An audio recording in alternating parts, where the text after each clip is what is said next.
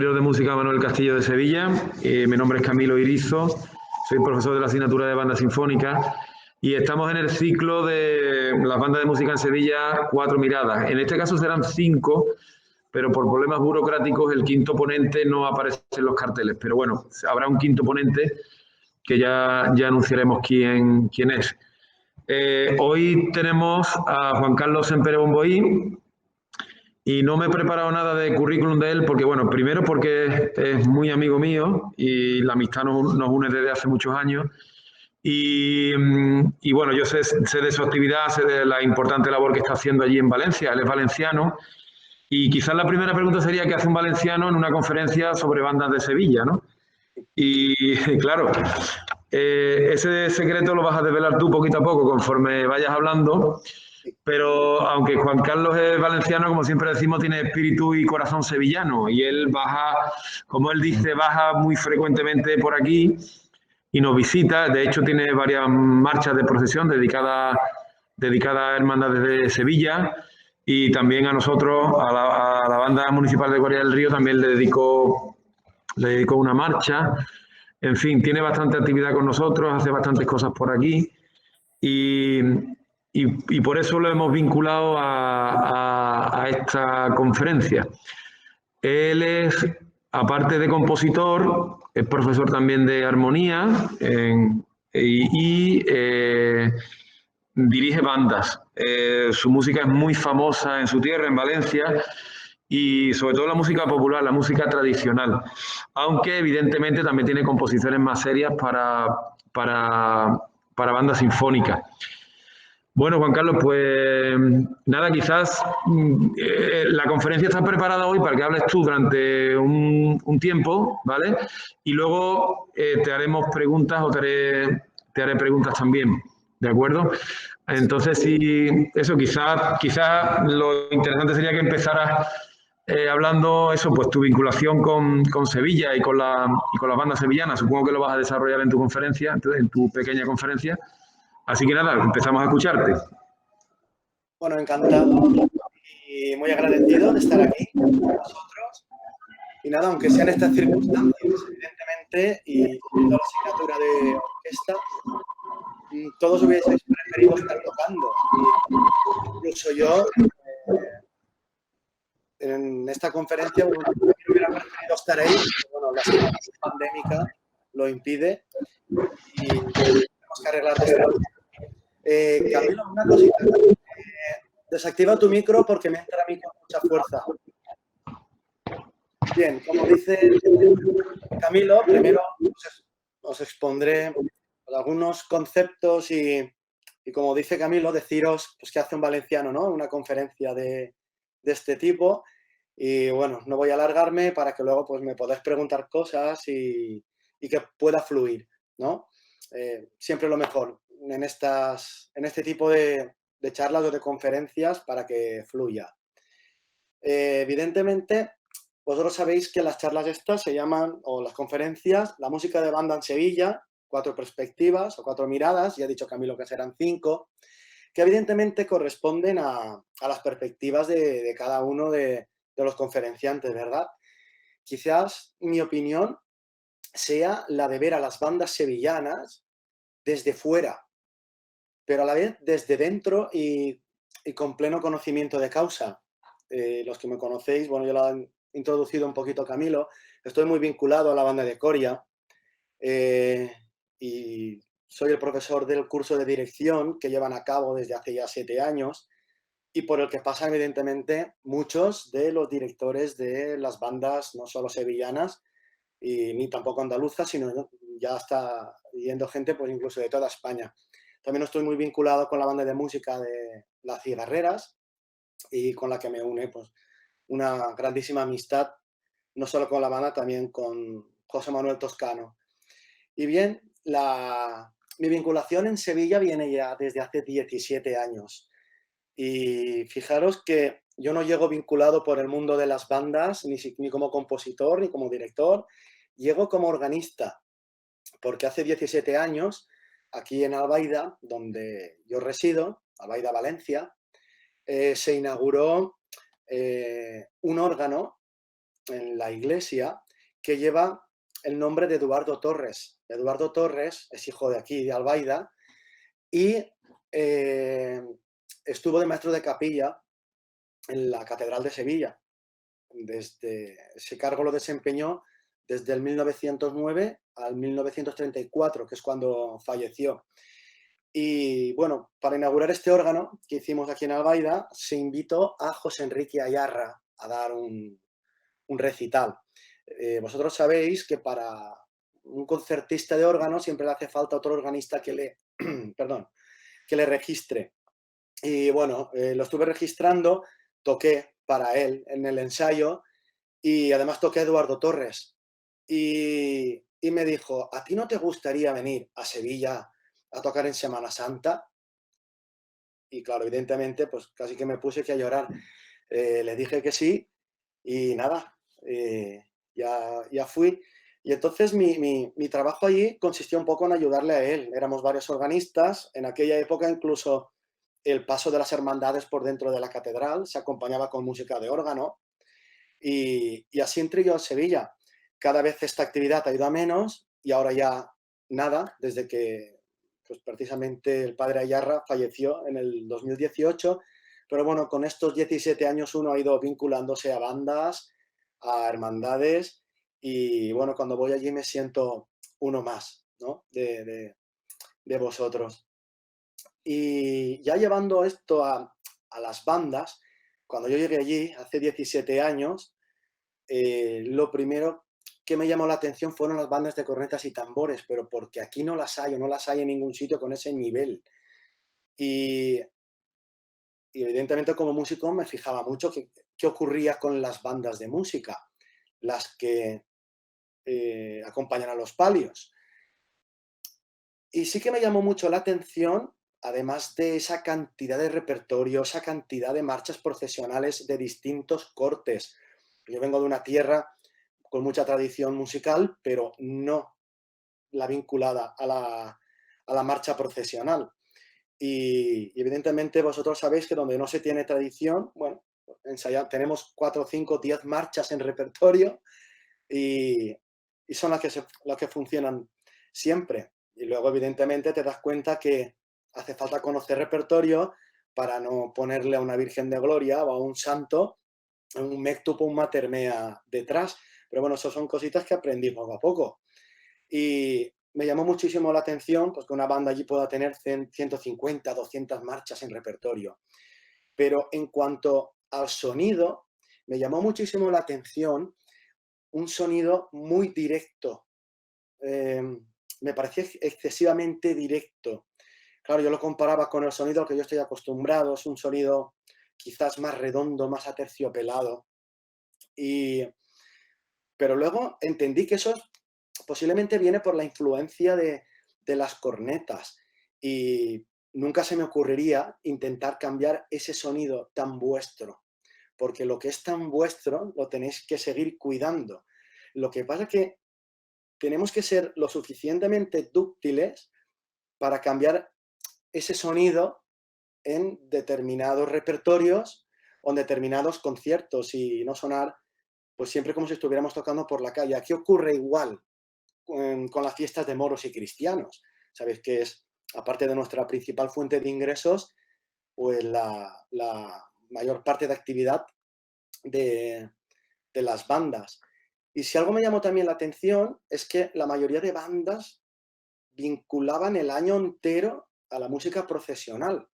Evidentemente es un mercado amplísimo y hay que seguir con él, pero me llamaba la atención que poquitas bandas hacían conciertos fuera de ese estilo, donde precisamente se podría trabajar este sonido que os estoy comentando, ¿no? Eh, Cada tipo de repertorio tiene o requiere de un sonido concreto. No es lo mismo trabajar repertorio que se va a tocar en la calle que trabajar un sonido de repertorio sinfónico, si son adaptaciones, si son musicales. Cada estilo tiene pues, una manera, ¿no? de trabajarse.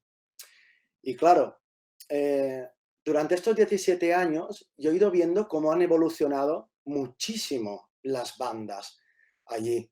Em, es algo que llama la atención y es muy bueno para las bandas de Andalucía y para la música en general.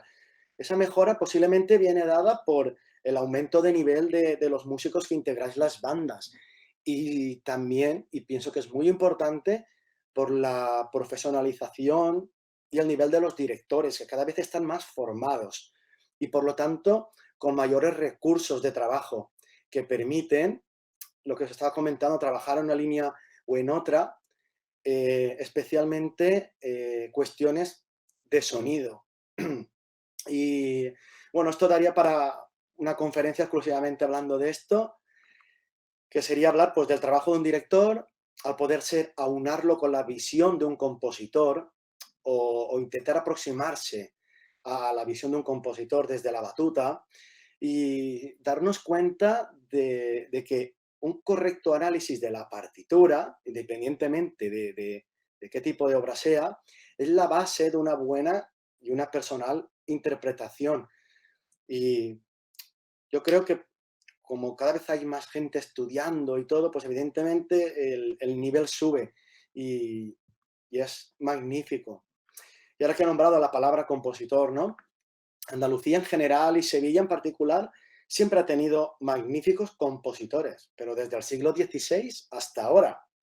Y muchos han escrito para banda, además estupendamente bien. Y es verdad que sería injusto empezar a nombrar compositores de esta talla porque si se me olvida uno, creo que sería injusto, ¿no? Entonces, como dentro de mi visión, ¿no? Pienso que deberíais potenciar más eh, ese compositor andaluz, ese compositor sevillano. Pero no tocar simplemente eso, porque muchas veces caemos en el error de a lo mejor mmm, trabajar en nuestras entidades musicales eh, en plan nacionalista y te olvidas de la música que se está escribiendo al lado de tu tierra y es buenísima. Pero sí que es verdad que, por ejemplo, si yo lo comparo con mi tierra, aquí tenemos campañas subvencionadas en las que las subvenciones nos llegan por interpretar repertorio de compositores valencianos, que se llama campaña Retrovem la nostra música. Encontremos nuestra música. Pero claro, evidentemente es un concierto de los muchos que hacemos al año. Y eso es un poquito lo que me llamaba a mí la atención de las bandas, que la mayoría eh, centran su trabajo anual al mundo profesional. Entonces, y es muy difícil desencasillarse, ¿verdad? Es como si aquí estuviéramos todo el año tocando música de moros y cristianos, que lo hacemos, pero en la calle, en concierto, uno, dos al año. Y potenciar los compositores vuestros es importante. Es importante porque es la única manera de que no caigan en el olvido, de que no queden en un cajón. Fijaros si es curioso que incluso, claro, yo estoy tan enamorado de vuestra tierra y lo conozco tanto que evidentemente intento programar muchas veces música andaluza, sevillana, en este caso. Por ejemplo, uno de los últimos conciertos que ya hace un año, porque además, mira, precisamente ahora va a hacer un año justo que no voy a Sevilla, por todo, por toda la situación que tenemos, pero uno de los últimos conciertos que pude dirigir aquí, fijaros que, por ejemplo, aunque era una transcripción de la MOT de Griñón, quien fuera director de la banda municipal de Barcelona, dirigí las danzas fantásticas y la Sinfonía Sevillana de Turina. O, por ejemplo, en Navidades no dejé pasar la oportunidad de programar Navidad de Belvedere, que aunque no es sevillano, es jerezano, es andaluz. Y a mí como compositor me enriquece muchísimo analizar esas partituras que contienen rasgos estilísticos tan propios vuestros, porque evidentemente son influencias de las que yo voy bebiendo y luego en mi música salen. Y yo soy un amante de la música tradicional y popular de cada una de nuestras comunidades autónomas o de nuestras tierras. Y pienso que una manera de ponerlo en valor muchas veces es programar este tipo de compositores que utilizan precisamente esos rasgos en su música. Y ya os digo, es un poco la visión que yo tengo desde fuera, que muchas veces a lo mejor estamos volcando excesivamente nuestro trabajo a la música profesional, y aunque evidentemente ahí los compositores, la mayoría son vuestros, hay que salir un poquito de ahí, ¿no? Pienso yo, y os permitiría pues trabajar otro tipo de estilo, con otro tipo de sonido, porque de verdad que lo primero que llama la atención cuando uno va allí es el sonido de las bandas. Tenéis un sonido tan distinto en general a lo que normalmente se escucha, porque muchas veces se intenta imitar ese sonido, digamos, valenciano, pero muchas veces a lo mejor es un error por la idiosincrasia de cada una de las bandas, por cada una de las tierras.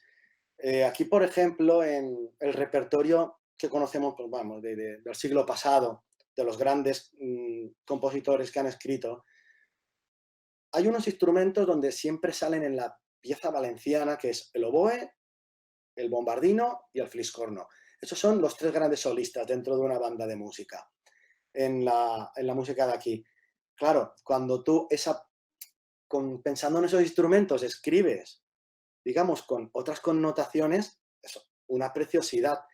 Pero, por ejemplo, muchas de las bandas que yo conozco en Sevilla no tienen oboe. Algunas tampoco tienen fliscorno. Entonces, claro, si yo, por ejemplo, llevo esa sonoridad con una obra mía a algo que tenéis que tocar vosotros, no acaba de funcionar.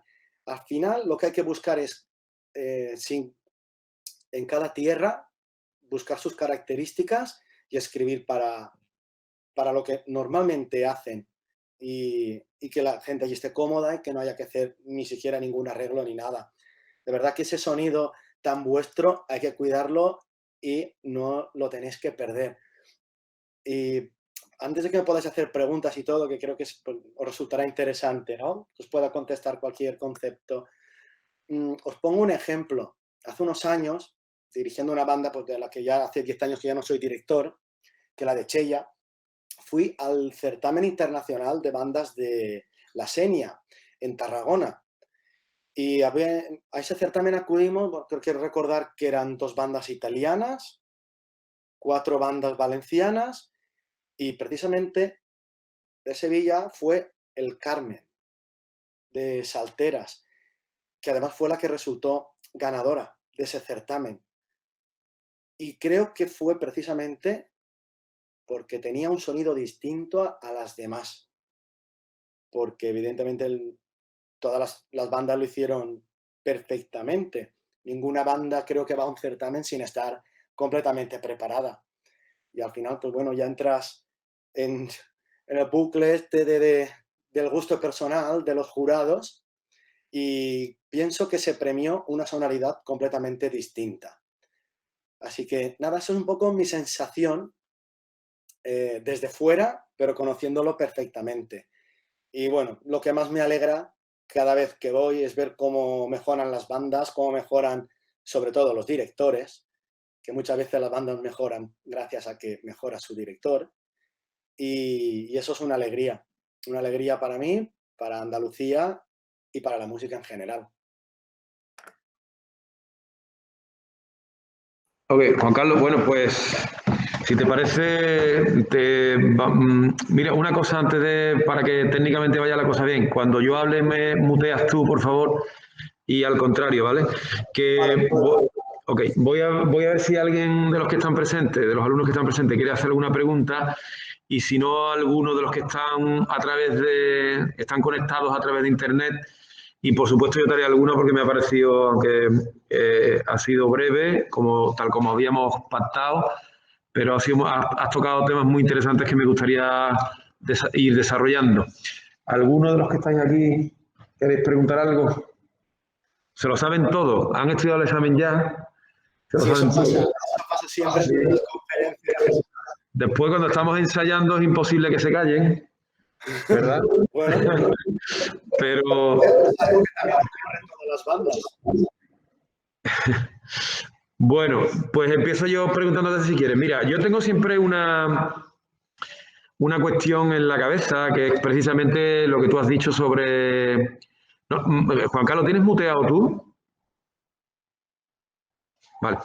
Que tengo una cuestión siempre en la cabeza y es un poco lo que has hablado del desarrollo de las plantillas en las bandas andaluzas y sevillanas, sobre todo las sevillanas, precisamente por el tema de la influencia de la Semana Santa.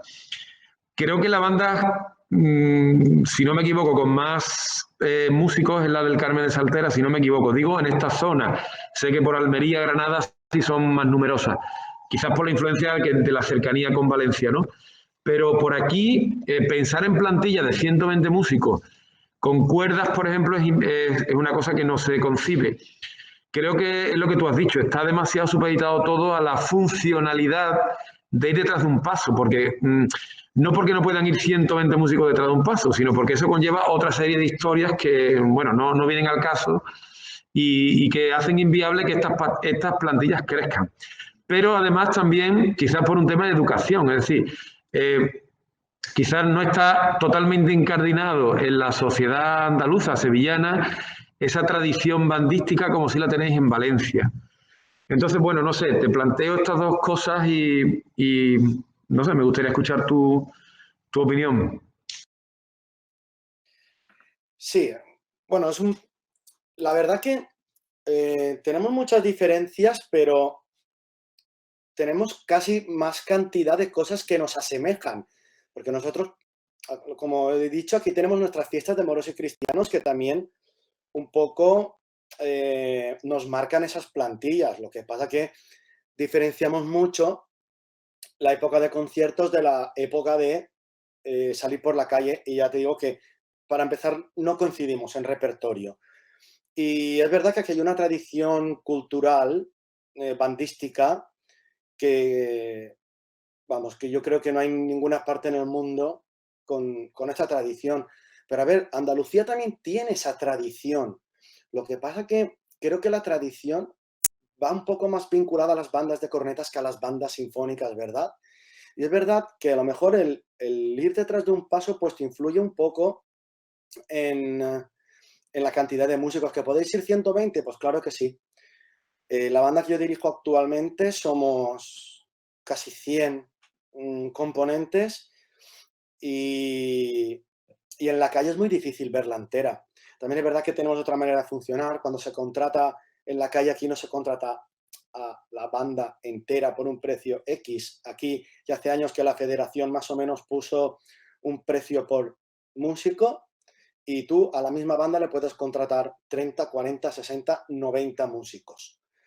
Claro, esto nos hace pensar de otra manera, porque yo cuando mi banda tiene que tocar una entrada de moros y cristianos con 30 músicos, tiene que sonar completamente compensada, igual que cuando voy con los 100, o incluso cuando se refuerza y vamos 120 tocando, ¿no?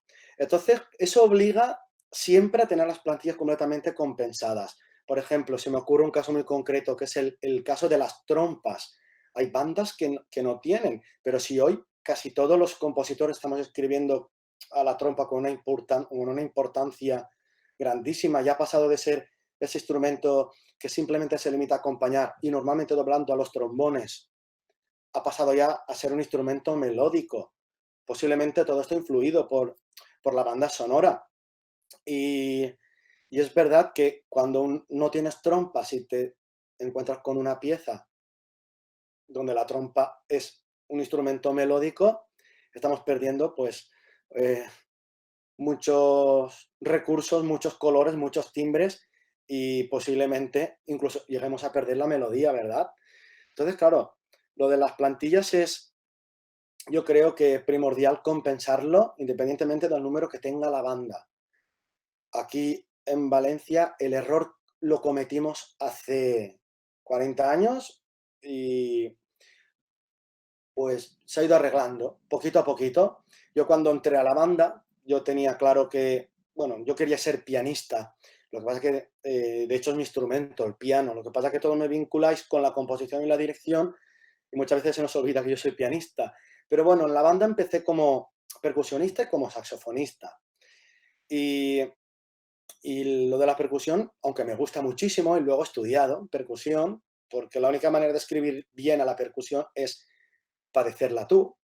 Y es la única manera, ya te digo, de después escribirles perfectamente, porque tienen una manera muy particular de entender la partitura, los percusionistas, simplemente por el hecho de la diferencia de baquetas y un montón de historias. Estoy diciendo lo de compensar las plantillas, que es importantísimo, y que aquí en Valencia cometíamos el error, hace muchos años cuando yo entré a la banda, de que yo no quería ser percusionista y me dijeron, tienes que ser percusionista, porque a la banda le hace falta en este momento la percusión.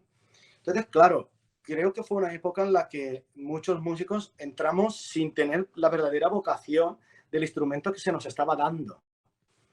Y eso, pues bueno, ahora ya no ocurre. Es verdad que a veces hay que potenciar un poco los instrumentos minoritarios de la banda y eso muchas veces pues depende de algo tan pedagógico como orientar las audiciones en las escuelas de música a esos niños que van a elegir un instrumento, pues nada, evidentemente pues ser listo y hacerles, si te hacen falta fagots, pues que sea una preciosidad de audición de fagot, divertida para ellos y todo, y que alguno diga, quiero tocar el fagot. Que al final, bueno, gracias a Dios las cosas han cambiado y ahora se miran mucho las cuestiones pedagógicas. No sé si está claro, Camilo. Muteate y te pregunto. ¿Me escuchas, Juan Carlos? Sí, sí, sí. Muteate el micro, porfa. ¿Puedes o no? Mira, quizás me queda un poco en el aire la pregunta porque yo creo que lo que la parte está social, es decir, ¿por qué en Valencia, no sé si tienes alguna teoría o si tienes alguna, o sabes realmente cómo ha sido la evolución desde que empezaron del mundo bandístico? ¿Por qué en Valencia logra incardinarse ese amor a la banda en toda la sociedad? Porque yo he estado contigo en una plaza de un pueblo con miles de personas viendo un concierto. Eso aquí es impensable, es decir, si te encuentras con muchas personas, te encuentras con 100, 150, 200, pero nunca con miles. Es decir, eso para mí fue un shock cultural, ¿no? Porque yo no estoy acostumbrado a tantísima masa de público viéndote. ¿Cómo se logra esa conexión con el público en general, ¿no?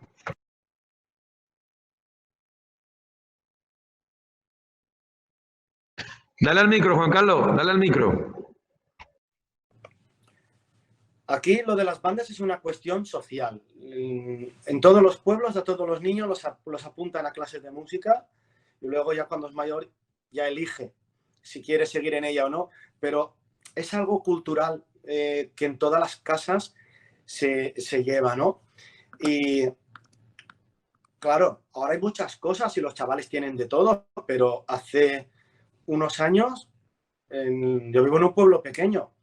O sea, somos 6.000 habitantes y tenemos 2 bandas con más de 120 músicos. Además hay un orfeón y 2 grupos de música tradicional y dulzaina, 2 rondallas. Es que hay mucha tradición a nivel social. Claro, y evidentemente eso influye a todo lo que llega detrás. Pero como digo, cuando yo era pequeño recuerdo que en el pueblo no había nada más que ir a los scouts, ir a la banda de música. Y al final, creo que todos los niños del pueblo fuimos scouts y hemos ido, y por profesionales sacan muchos, evidentemente, esta mentalidad y esta manera de ser, ¿no? Pero principalmente también te hace una manera de vivir y la mayoría de gente pues luego se queda integrando una banda, que no es preciso que hayan profesionales. Pero de todas maneras, además, yo creo que se potencia socialmente. Como dices, pues sí, estuviste conmigo en actos donde había más de 1.000 personas viendo un concierto, ¿no? O una actuación de una banda. Pero vosotros sabéis que, por ejemplo, aquí tenemos una federación muy potente y ese movimiento que nos aglutina a todos es importantísimo. A ver, la Federación de Sociedades Musicales de la Comunidad Valenciana, que ya data del 1968, es una entidad que agrupa a casi 560 sociedades musicales, casi todas ellas con su propia escuela. Hablamos de 40.000 músicos, 60.000 alumnos y una cosa muy importante, 200.000 socios. Claro, aquí, si os fijáis, la mayoría de bandas de música somos sociedades musicales y luego ya el nombre. Claro, al ser sociedad, te permite tener esos socios que apoyan económicamente y evidentemente se desviven por su banda, pero al ir todos, digamos, juntos, tanto en una banda, puede tener voto cualquier persona del pueblo y eso hace que en cualquier decisión y eso hace pues que evidentemente culturalmente y socialmente esté muy presente en la sociedad, pero lo de estar integrados en una federación tan potente yo creo que es parte de nuestro éxito, porque vosotros sabéis que nos han declarado ahora recientemente bien de interés cultural y que todo esto es el camino para que las bandas valencianas puedan ser patrimonio inmaterial de la humanidad declarado por la UNESCO. Claro, en otras tierras dicen, ¿y por qué nosotros no? Bueno, a lo mejor solo hace falta que Valencia abra el camino para que los demás simplemente adherirse porque estáis haciendo exactamente lo mismo. Lo que pasa que, claro, aquí la federación cuando abre la boca lo abre en nombre de casi 600 bandas de música y eso es muy importante. Creo que el ir juntos nos da muchísima fuerza y eso es importantísimo a nivel social. Claro, y no hay banda, no hay pueblo sin banda. Y muchos pueblos, incluso 2 y 3 bandas, digamos municipales, no municipales que dependan de un ayuntamiento. Como digo, somos sociedades. Y el estar pues, todos juntos, ¿qué nos permite también? Nos permite, por ejemplo, que tenemos campañas, tanto de la consejería como de las diputaciones, donde tenemos que hacer unos conciertos a cambio de unas subvenciones. Y es la misma federación la que nos lo tramita.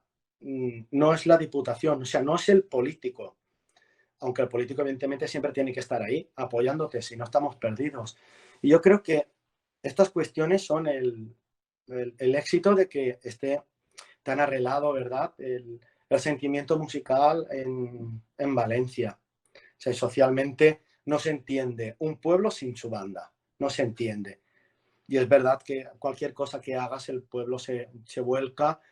Y bueno, ahora estamos pues todos deseando volver a los escenarios porque evidentemente la situación actual, pues como a todos vosotros, nos está arruinando a las bandas. Y mientras no vuelvan, digamos, los actos de calle que nos podemos recuperar económicamente, pues vamos a estar mal. Pero aquí tenemos esa ventaja que en cuanto yo pueda volver al escenario, pues tendré que hacer conciertos cobrando una entrada, cosa que normalmente no hacemos, para que económicamente la banda pueda reflotar. Y ese sentimiento del que hablas y que hay que vivirlo para entenderlo, nos va a hacer llenar auditorios que van a querer ayudarnos. Y ese sentimiento es importantísimo y es lo que creo que muchas veces falta en otros territorios.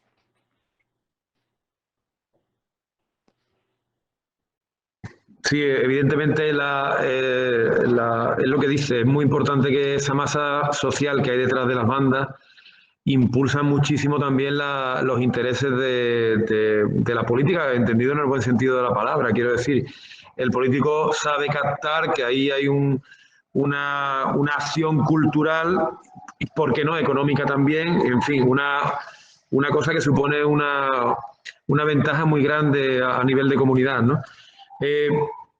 También tengo otras preguntas. Por ejemplo, el tema de los certámenes, el certamen internacional o el certamen de la Diputación, evidentemente tenéis el modelo de banda de 120, 130 músicos con la cuerda incluida, que aquí no vamos a alcanzar nunca, de momento me refiero, Aunque, bueno, vamos a intentar ir a ese modelo sin olvidar el otro, que es el que impera ahora mismo, ¿no? Pero evidentemente no todas las bandas tienen el mismo número. De hecho, estáis divididos en categorías. Y bueno, me gustaría que me hablaras un poco de eso, de qué es el concurso, qué supone el concurso para las bandas y esa categorización por números de... Además es una cosa muy curiosa, porque tu banda, por ejemplo, la actual, la de Benigani, eh, como tú has dicho, sois 100 músicos, pero vais a una sección que no incluyen a los 100, cosa que aquí sería también un poco impensable, ¿no? Aquí vamos todos a todos, pero ahí, sin embargo, reserváis una parte importante de los músicos para precisamente este tipo de actuaciones. Si nos puedes comentar algo de esto. Sí, el tema de los certámenes, al final es algo que nosotros lo vivimos continuamente. Vosotros pensad que es que estamos todo el año de certamen, porque tenemos cada una de las 3 diputaciones, abril, mayo. Después tenemos en julio el internacional. Y después en septiembre, octubre, el autonómico, en el que compiten las bandas que han ganado la mención de honor en cada uno de los provinciales. Entonces, claro, siempre hay movimiento de certamen y gusta. Yo soy de la opinión de que la música no hay que competir, al contrario. Pero es verdad que con la mentalidad que yo tengo y la mentalidad que se tiene en Valencia de certamen, certamen, certamen, ir a un certamen a mí me supone subir un montón el nivel de la banda, evidentemente. Y yo siempre que he ido a un certamen, la noche anterior a actuar, yo ya tenía mi premio. Yo ya tenía mi premio, que era ver a mi banda sonando como estaba sonando. Evidentemente, incrementamos horas de ensayo, traemos profesores de todas las buenísimos que puedan aportar a cada una de las cuerdas en los ensayos parciales tan necesarios con ese nivel de obras. Y como dices, en todos los certámenes tenemos secciones que van por número. Incluso en Diputación tenemos incluso una cuarta sección para bandas de menos de 40, o menos de 35, perdón, menos de 35. Después está la de 40, la de 60, 80, 90, luego ya 120.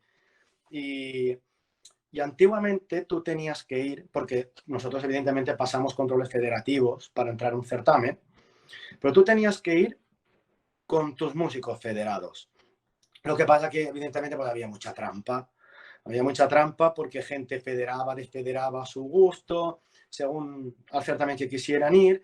Luego resulta que en un certamen internacional estábamos siempre perjudicados porque si te viene una banda andaluza, madrileña, gallega, bueno, gallega ya no porque lo están haciendo ahora perfectamente. Es una de las federaciones más potentes actualmente. Pero bueno, la cuestión es que una banda extranjera me venían a un certamen a competir conmigo y yo iba hasta con el último niño que había entrado a la banda y esa gente se reforzaba, un montón de profesionales y de gente que no pertenecía a esa entidad y no pasaba nada. Pero como tenían una federación que daba un listado un poco obligatorio, pues ellos no lo hacían y nosotros sí. Y entonces aquí, para evitar ese tipo de problemas, lo que se está haciendo ahora es que independientemente de los músicos que tú tengas en tu banda, compites en la sección con la cantidad que tú vayas. Es decir, como bien has dicho, nosotros somos casi 100 y bueno, nos presentamos en segunda sección para ir, vamos, 60, 70 personas. De esa manera, pues se está evitando pues la típica esta manga rufa, hablando claro, de federar, desfederar. De esta manera, claro, yo tengo dónde elegir en mi propia banda. Y de esa manera también todas las bandas, pues bueno, tenemos opción a ir, seas 35 o 150. Las obras obligadas ya se ponen en consecuencia, ¿no?, de esa cantidad de músicos y la duración de las obras libres también va vinculada a ello. Y es verdad que nos pasamos el año pensando en certámenes y a veces es un error porque hay que pensar más en hacer música y no tanto en competir. Pero ya os digo, nos viene muy bien. Nos viene muy bien porque cada 2, 3 años acudimos a certámenes y eso permite volver a subir el nivel de la banda y evidentemente mantenernos. Mantenernos es importante eso. No solo estar bien, sino mantenerte, porque vosotros sabéis que hacemos así y no siempre podemos estar al máximo nivel, evidentemente por la capacidad de trabajo. No se puede aguantar la marcha de trabajo de un certamen de continuo. Entonces, de vez en cuando hay que hacerlo para subir el nivel y que todos se pongan las pilas, porque es una satisfacción ver cómo suenan las bandas cuando van a un certamen. Y ya te digo, para mí siempre el premio es el camino y por eso seguiré yendo a certámenes con mis bandas. A ver, ¿te has muteado, Juan Carlos? Has hablado antes en tu disertación sobre un aspecto que lo has dejado ahí, lo has dejado remarcado y que a mí me parece interesante, que es el nivel de formación de los directores. Porque, claro, evidentemente, hasta ahora el director tradicional aquí en Sevilla había sido, y de verdad, lo he conocido muchas veces, no ahora, pero sí hace 20, 25 años, he conocido que la persona que más sabía, es decir, estamos hablando de un nivel de un, pues no sé si de primeros años de estudio de un grado profesional o quizás últimos años de estudio de un grado elemental, es decir, un nivel bajísimo, y esas personas se ponían al frente de la banda. Afortunadamente ya eso se ve muy poco o prácticamente nada, excepto que sea una banda con unas características muy particulares en sitios muy particulares, ¿no? Pero, pero sí es cierto que ya se ve que los directores aquí en Sevilla son o todos titulados, es decir, son todos profesionales o casi todos, o con bastante nivel de estudio o con bastante interés por la formación. De hecho, también se está dando otra dinámica que ciertas bandas están activando, ya han activado hace algún tiempo, cursos de dirección específicamente destinados a formar a este tejido de nuevos directores, ¿no?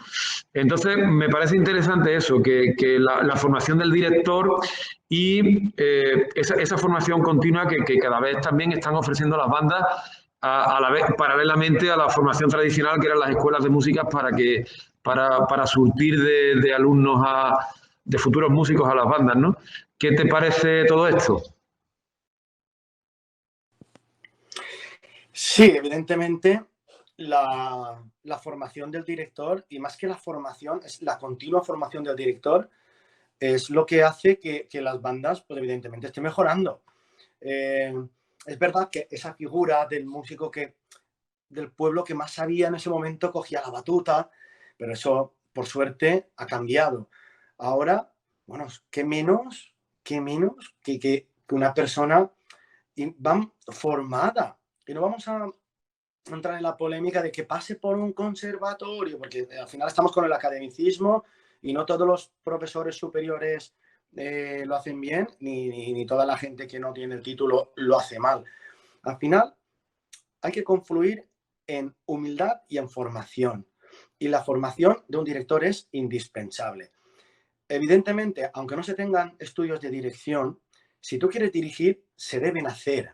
Para eso hay un montón de academias, hay un montón de cursos, porque en Andalucía, por ejemplo, hace años yo recuerdo el único que se hacía, el de Francisco Javier, que era en Guillena, ¿no? Donde se hacía. Y bueno, habían cursos sueltos del maestro García Asensio, orientados a la orquesta más. Bueno, luego ya en el que trabajamos nosotros, en el de Coria, y ahora ves que se están planteando cada vez más. Evidentemente, se ha abierto un mercado ahí con un abanico de profesores y academias y escuelas, pues evidentemente importante. Y es porque están dando cuenta todos que evidentemente el director tiene que estar formado a nivel técnico. Un director bien formado técnicamente se ahorra muchas explicaciones en el ensayo, porque lo ha podido marcar con sus manos, con su cara y con un montón de elementos, ¿sí? Es verdad que se tiene que tener una formación también vamos a llamar de conservatorio, por lo que dices tú, cada vez más formados. Ojalá todos los directores, que menos que tengan el título superior, porque si no, la gente que está estudiando la titulación superior, ¿qué salidas va a tener? Entonces nosotros tenemos que pelear por lo nuestro y, y, y exigir esos directores bien formados. Yo creo que cualquier persona con una titulación superior puede estar delante de una formación dirigiéndola. ¿Por qué? Pues porque tenemos una formación intrínseca a nivel de análisis, de historia, de acústica, de organología y un montón de conceptos que nos capacitan a ello. Pero es verdad que luego hay que pasar por las clases técnicas. Las clases técnicas, como digo, son imprescindibles, porque de verdad que una buena técnica hace que la banda siempre suene mejor, que seas tú dúctil e incluso seas capaz de aunar distintas técnicas de dirección para el momento adecuado. Y claro, la formación es, vamos, imprescindible. Además, siempre hay que estar en continua formación. Uno nunca sabe suficiente, porque tú puedes saber o dominar mucho determinada técnica, como, no sé, Cheli Di Bacche, pero darte cuenta que la técnica de Markiewicz a lo mejor te va perfectamente para dirigir, no sé, un tiempo lento con su división ternaria. Entonces, pues tienes que preocuparte también de formarte en esa escuela. Y, y eso, tenemos que estar siempre en continua formación. Y por eso os decía yo que yo he notado mucho cómo ha avanzado, sobre todo el tema de los directores en Sevilla, porque de verdad que la mayoría de ellos se están preocupando por formarse y eso se nota en la banda. Pero al final no hay otra, la formación, formación y formación. No, si dejamos de formarnos y de estudiar estamos perdidos. Pues sí, tienes toda la razón. Mira, por último, una cuestión también, por no hacer demasiado largo tampoco esta charla. Sí, también quería preguntarte por otro aspecto muy importante que también has reseñado tú en tu introducción, que es la parte del compositor. Claro, todo esto es un poco la pescadilla que se muerde la cola, es decir, necesitamos gente formada para que las bandas sean mejores, tengan mejores plantillas, tengan mejores niveles, suban mejores niveles. Evidentemente aquí no tenemos dónde medir esos niveles, excepto, bueno, quizás en la calle, pero no tenemos ese medidor de niveles como tenéis vosotros en Valencia, que son los certámenes y los concursos. Pero bueno, claro, todo eso hace que el compositor también tenga compositores de primerísimo nivel que están componiendo a niveles verdaderamente interesantes, obras difíciles, es decir, verdaderas sinfonías. Ahí quizás toma de hecho sentido el nombre de banda sinfónica, ¿no? No solamente por la instrumentación, sino también por el repertorio que aborda. Entonces, claro, el compositor juega un papel muy importante. Quizás el compositor está en la primera línea de la pirámide, ¿no? Aquí en Sevilla, tú, que eres compositor, que has compuesto para Sevilla y que conoces a muchos muy buenos compositores, esto no quiere decir que la composición en Sevilla sea mala, como has dicho tú, no, ni muchísimo menos. Y de hecho, en el mundo profesional hay verdaderas obras de arte, no de ahora, desde hace ya muchísimos años, pero los compositores contemporáneos están escribiendo maravillosas y fantásticamente. Pero quizás también falta un poco eso, igual que faltan plantillas en las bandas, faltan quizás un repertorio mucho más amplio de ese tipo de repertorio que estáis haciendo en Valencia, ¿no? Entonces, pues ya está. Quisiera saber un poco tu opinión. Sí, bueno, antes que nada, Camilo, ahora cuando acabe, si quieres, o que me pregunten, porque he visto algún alumno que levantaba la mano, o me lees tú algo que han escrito en el chat, y que como ahora estoy en el móvil, no lo estoy viendo, el chat, ¿vale? Bueno, por lo que me preguntas, Camilo, de los compositores, es verdad que la estructura piramidal, el compositor siempre está arriba. Y de hecho, muchas veces hablamos del director, pero se nos olvida que históricamente ha sido el compositor el que ha dirigido su obra, ¿no? Por eso el intentar aproximarse siempre a una obra como si fueras tú el autor es imprescindible y eso te lo da el análisis. Bien, los compositores, independientemente de que escriban música funcional, y la música profesional puede ser funcional, pero también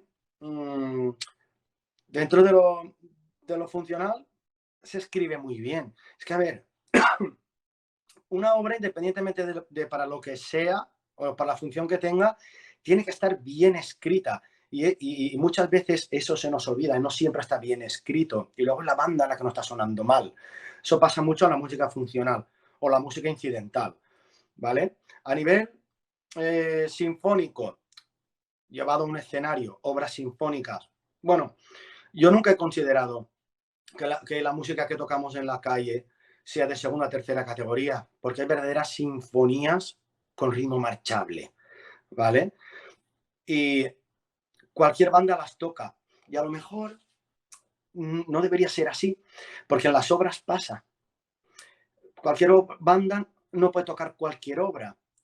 Y un poco lo que dices tú, ¿qué tipo de obra tiene que tocar mi banda? A ver, un compositor cuando escribe una obra tiene que tener muy claro para qué grado lo está escribiendo. Y hay unos grados que son internacionales, que precisamente están para ello, para que yo delante de mi partitura ponga grado 1, grado 2, grado 3, grado 4, grado 5, grado 6, y tú sepas, según la plantilla y el nivel de lo que hay ahí escrito, si tu banda puede tocarlo o no. Lo que pasa es que al final, pues, es eso, hay que ir a cursos, hay que buscar mucho por internet, buscar en las editoriales, no fotocopiar tanto, que también es importante, porque muchas veces pedimos que tienen nuestros compañeros y entonces al final siempre acabamos tocando todo lo mismo, pero porque nos pasamos las partituras y habría que conocer un poquito más de repertorio. Y de verdad que la figura del compositor, dentro de esa estructura piramidal en la que siempre está arriba, hay que tenerlo en cuenta, pero el compositor también hay que tener en cuenta quién va a tocar su obra. Por eso es imprescindible marcar los grados de las obras. Y eso además hay tablas, que en internet uno lo busca y lo encuentra enseguida. Los grados de dificultad de las obras sinfónicas. Pues fíjate que en la música funcional que estamos hablando, eso no ocurre. Todas las bandas tocamos todo. Pues a ver, hay bandas que no pueden tocar algunas marchas de procesión o algunas marchas moras y cristianas por la dificultad que tienen, ¿vale? Y también se debería poner ese grado. Y yo creo que adelantaríamos todos. Y de verdad que al final hay que conocer repertorio. Hay que conocer repertorio tuyo, de tu tierra, de España entera, internacional y sobre todo saber adaptar el nivel de las obras elegidas al nivel de tu banda. Vale, mira, vamos aunque se vea en la pantalla, porque he intentado evitar hasta este momento el chat precisamente por tener la pantalla limpia, que se te viera bien, pero vamos a activar el chat porque están haciendo preguntas y me parece interesante también que ellos participen. Vale, entonces, vale.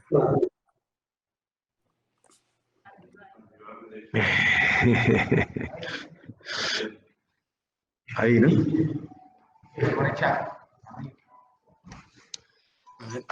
Pues ahí está la primera vez. Bueno, léelo. Bueno, Juan Carlos, dejando a un lado el tema económico, alguna banda con esto de la pandemia, vamos a estar prácticamente 2 años sin ensayar, con todo lo que ello conlleva. ¿Cómo crees que va a afectar esto al nivel general y a la evolución de las bandas? Un saludo. Eugenio.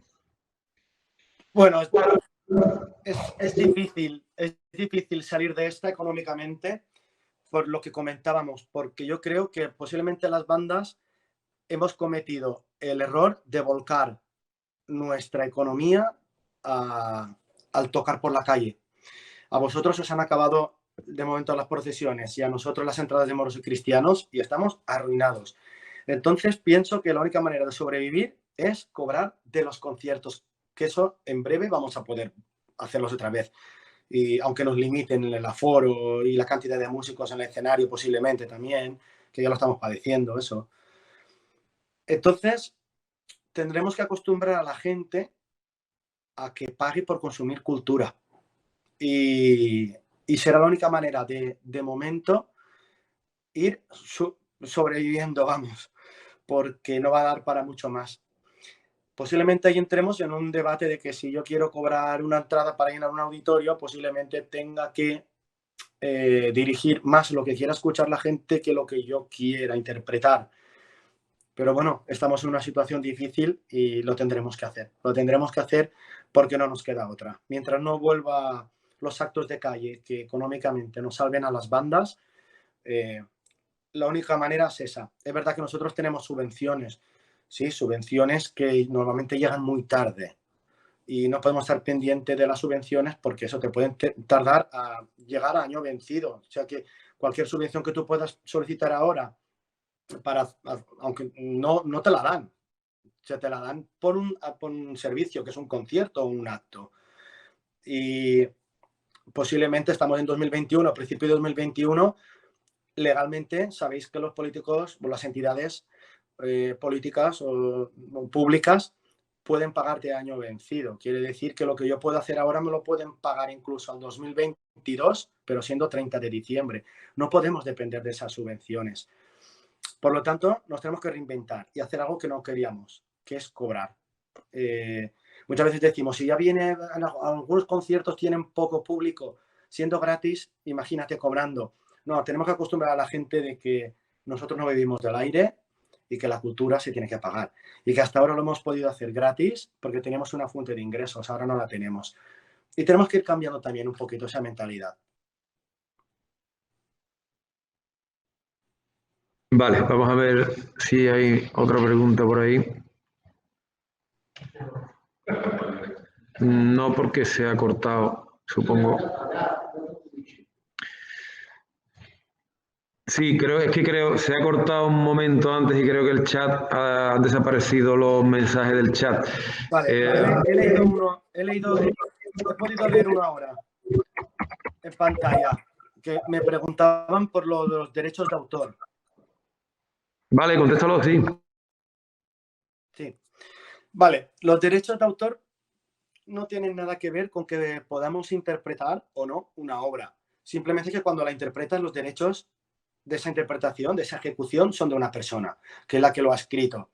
Otra cosa es tema de propiedad intelectual, o si yo como compositor blindo a determinada banda o determinada población una obra y que yo ya dejo firmado que no se pueda tocar fuera de allí. Eso es otra cosa. Pero a nivel de derechos de autor, no hay ningún problema siempre y cuando esté registrado, claro. Que hay muchas veces que el compositor pretende cobrar derechos de autor y no la tiene registrada en las SGAE, ¿vale?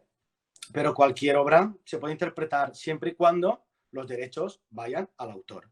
Y para eso se hacen pues, las declaraciones de SGAE, de lo que tocamos en cada concierto, aquí incluso de cada salida, los moros y cristianos también. Y es verdad que eso siempre son temas con pinchos, porque hay muchas bandas que evidentemente no declaran lo que tocan, o compositores que no quieren que su obra la toque no sé quién. Todo eso hay que dejarlo escrito.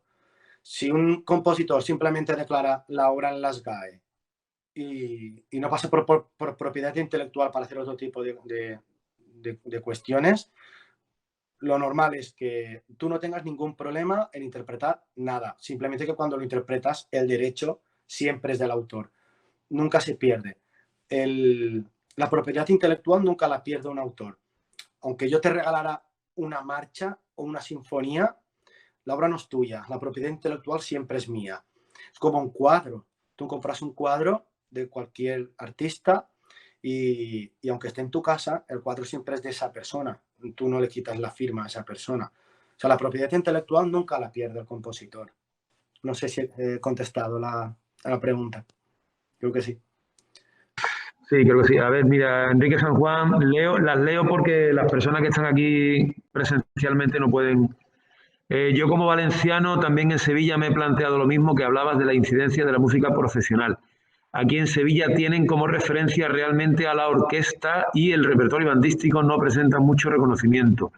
Quizás yo creo también por el público más que por la banda. La gente y la tradición busca casi solamente la música y ámbito profesional.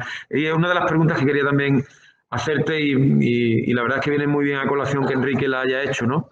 Porque la banda sinfónica o la orquesta de vientos es el hermano pequeño de la orquesta sinfónica, ¿no? Claro. Es que eso es un mito que hay que, evidentemente, sacarlo. Sacarlo no es el hermano pequeño, es otra plantilla distinta. Lo que pasa es que hay instrumentos que son comunes en las dos formaciones, ¿no? Y es verdad que, bueno, la banda siempre estará considerada la hermana chica de la orquesta y nosotros sabemos que no es así. El problema es cuando una banda solo toca transcripciones de orquesta, que ojo, hay que tocarlas de vez en cuando para trabajar los colores de la orquesta en la banda.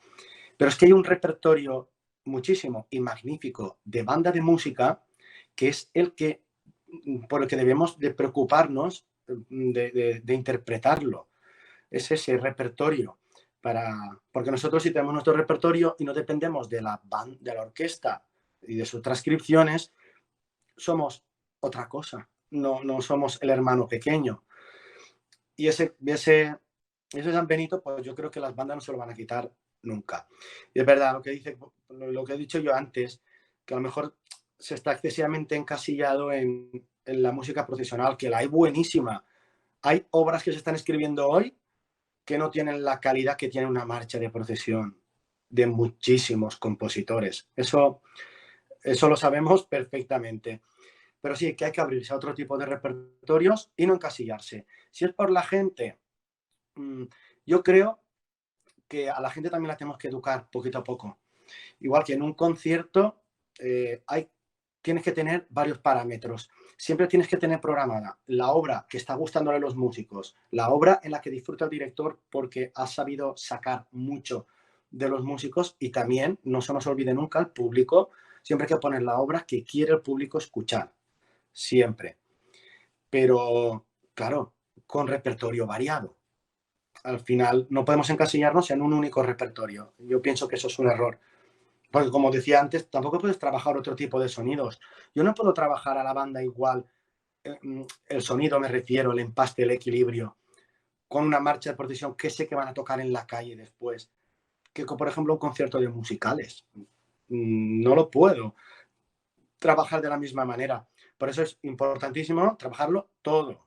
Que muchas veces no es quitar algo, no, es sumarlo siempre. ¿Que eso nos va a hacer trabajar más? Sí, pero es que al final se trata de eso.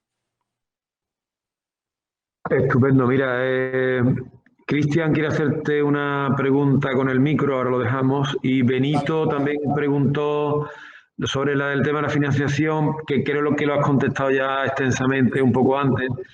Y Pablo Badenet, bueno, simplemente lo leo, yo también como valenciano en Sevilla, creo que el tema de los certámenes es muy enriquecedor y podríamos incorporarlo a Andalucía. Y ello subiría el nivel y el reconocimiento de la música andaluza en general. Es un comentario que también te hace a... Sí. Pues si quieres dejamos a Cristian que pregunte. Vale. Cristian, ¿estás por ahí? Hola, sí, aquí estoy. Hola, buenas tardes, Juan Carlos. Mira, muy buenas. En primer lugar, quiero decirle que soy fan de su música, especialmente en el ámbito de música de capilla, debido a que soy miembro fundador de la Capilla Musical Calvario. No sé si usted la conoce, tanto como Capilla Musical Pasión y todas estas de aquí de Sevilla. Y nada, que tenemos sus piezas en nuestro repertorio y una fantástica música.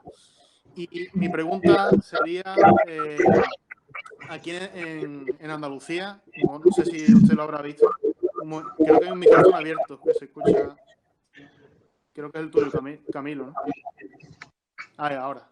Sí. Mira, mi pregunta es que aquí en Andalucía, en cuanto al procesionar en las calles, hay dos tipos de disposiciones en las bandas, ¿no? La que es clarinetes atrás y batería de tambores adelante, que es digamos, la típica sevillana, y otra que es totalmente al revés, los clarinetes adelante y los tambores atrás, metales y demás. Me gustaría saber cuál es su opinión sobre las dos disposiciones, por el tema del sonido que he hablado antes. Muchísimas gracias. Bueno, pues mira, muy interesante la pregunta, porque además, al final, ¿veis cómo confluye todo? Si al final los valencianos y los andaluces haciendo música somos muy parecidos. De hecho, es el mismo problema que tengo yo en las entradas de moros y cristianos.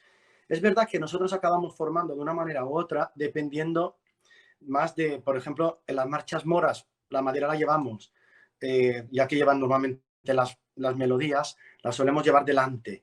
Sin embargo, en las marchas cristianas, al contrario. Bueno, al final tienes que ser pensar un poco funcionalmente, ¿no? Y ver quién lleva la melodía para que no se pierda, ¿verdad que sí? Pero claro, tú no puedes en una procesión de 8, 10, 12 horas ir cambiando la plantilla. Entonces, habitualmente el metal está delante y las maderas detrás. Yo normalmente también lo hago así, pero con una particularidad que eso sí que veo que poquitas bandas lo hacen. Yo a las tubas me gusta ponerlas en fila. De esa manera los graves siempre van entrando a la banda. Y en realidad, tanto una posición, una manera de formar como otra, si te digo la verdad, pienso que son erróneas, porque deberíamos formar tal cual estuviéramos en un escenario. Es decir, la formación ideal sería las maderas, los metales y detrás la percusión. Eso sería lo ideal. Claro, tú llevas ahí una batería de tambores delante de las maderas, o nosotros aquí, que sabéis que sacamos los timbales cromáticos y los vamos de concierto a la calle, se ponen a darle ahí y da igual lo que lleven detrás porque no escuchan nada. Eso sería en realidad lo mejor, Y bueno, de metales delante, metales detrás, dentro ya de la formación que acostumbramos a ver con percusión delante, una cosa es mi gusto personal y otra cosa es lo que funciona. Porque a mí me gusta más las maderas delante. Pienso que se escucha todo más claro. Evidentemente la potencia del metal, aunque esté detrás, llega adelante. Pero normalmente, y lo hacemos pues porque tenga más presencia en los fuertes o en los fuertes de bajos, lo hacemos al revés, los metales delante. Yo prefiero las maderas delante. Es una manera de escucharlo todo más claro. Y como digo, pongo a las tubas en fila. Y que tengo 6 tubas, pues son 6 filas de músicos que tienen una tuba a su derecha que le manda el grave y eso ayuda un montón a afinar. Pero tanto una como otra, es verdad que para mí lo ideal sería poner la percusión detrás. Lo que pasa que el que primero que se atreva y no le lluevan de todos los lados, pues va a ser recordado. Claro, volvemos a hablar de la funcionalidad, ¿no? Es decir, interesa más la fuerza delante para bueno, el tema costaleros y el tema, bueno, en fin, es un debate que no es el sitio adecuado ahora mismo. Claro. Y bueno, ya está. Juan Carlos, creo que ha estado muy interesante todo lo que hemos estado hablando, son las 1:20. Tengo que pedir perdón porque mi torpeza ha hecho que durante un par de veces 3 se haya cortado un momentito la conversación. Le he dado al botón equivocado, pero creo que se ha entendido perfectamente el contexto. No ha habido ningún problema no creo que haya ningún problema de comunicación. Perdón. Y lo dicho, que me ha parecido muy interesante todo lo que has hablado, como no podía ser menos, y agradecerte profundamente que hayas estado aquí con nosotros en esta conferencia. Yo creo que has clarificado bastantes cosas de las que, bueno, no todo es malo, no todo está por hacer. De hecho, lo que tú dices, ¿no? El nivel ha pegado un salto bastante importante.